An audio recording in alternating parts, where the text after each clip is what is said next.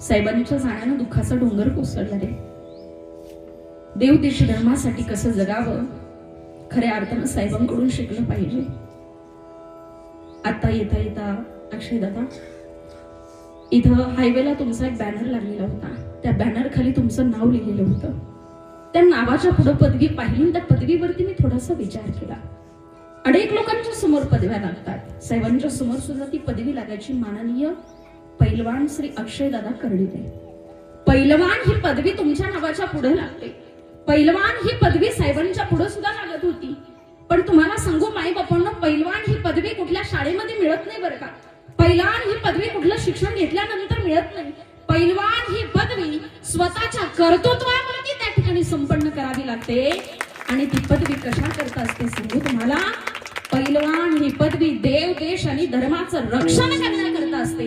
आणि ते रक्षण आपल्या संपूर्ण जीवनामध्ये साहेबांनी केलं.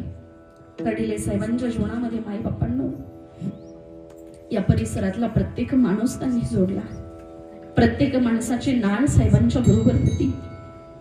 आणि साहेब गेल्यानंतर इतकं मोठं दुःखाचा डोंगर स्वतःच्या खांद्यावरती असताना अक्षयदादांची पोस्ट मी इंस्टाग्रामला पाहिली.